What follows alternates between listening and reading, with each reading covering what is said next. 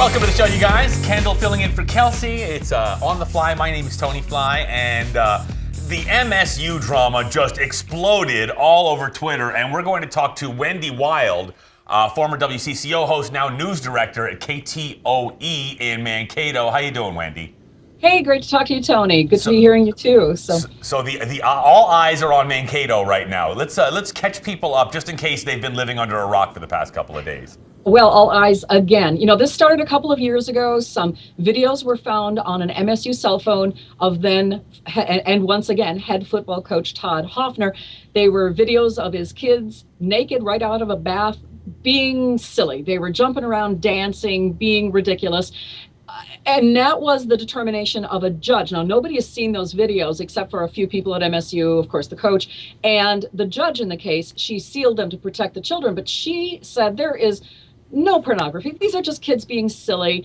This is all blown out of proportion. She threw out all the charges against Hoffner. However, he was not returned to the playing field. MSU put him at a desk. They gave him a desk job. Then a few months later, they fired him. That would have been about May of 2013. Hoffner, for a long time, didn't have a job. He landed a job at Minot State. And just this past week, an arbitrator who was hearing his appeal of the firing ruled in Hoffner's favor. So yet again, we have an official ruling that says Hoffner did nothing wrong. He should not have been terminated. He should be given back his head coaching job. So yesterday, Coach Hoffner walks out on the field, and I'm sure just as excited as could be to be there. And his team walked out. Only 3 in uniform, the rest of them in their street clothes, read a statement and said, we want Aaron Keene, who had been the interim coach in Hoffner's absence. We want Aaron Keene to be our coach. They turned around and left the field. So we come to today, we're waiting to hear from athletic director Kevin Beisman as to what's going to happen. He says he's going to be meeting with everyone involved today. So we're all waiting to hear what the next phase or the next, hopefully not more drama, the next step will be in this situation. Yeah, so has anybody heard from Keene, the interim coach? Because, I mean, wouldn't it be his move to just step up and say, listen, you don't get to pick the coach. You guys are students. Get on the field. You know, it's really interesting you say that. There are students who are supporting the football players. You know, these are young people. But it's interesting to note there are adult supporters of MSU and the Mavericks sports team, the football team, who are critical of the administration, critical of Beisman, and critical of Aaron Keene, the interim coach, because of what sound like perhaps mixed messages. KTOE's Jack Kolars yesterday had an interview with Aaron Keene just an hour before those players walked out on the field and walked back off.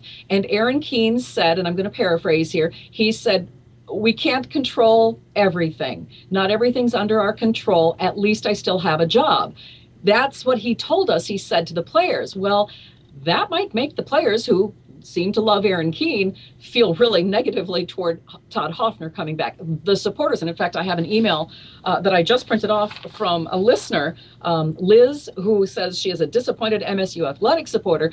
She actually wrote exactly that. She said, why didn't the administration meet with these football players and say, hey, we hired Coach Hoffner, we had a little disagreement, it's all worked out, he's back, he's your coach, get out there and play. But that wasn't said. So some people are saying that that should have been done, and it wasn't. Now, I think I have a very easy solution, and maybe you can pass this on to the folks over there at MSU.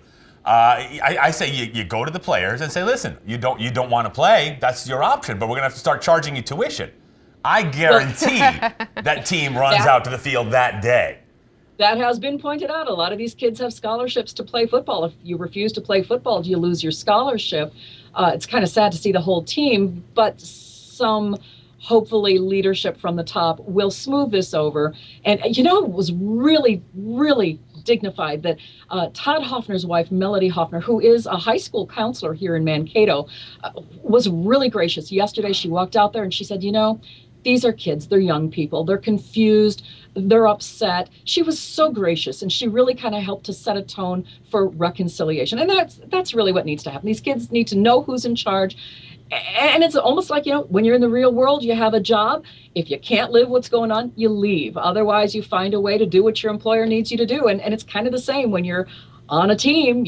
Your coach is your coach. If you don't like it, you need to leave. All right, Wendy Wilde, KTOE down there in Mankato. Thank you very much for your time. We appreciate it, and we'll be watching the story, and we'll be listening to you guys. Thanks, Tony. We'll be listening to you. All right.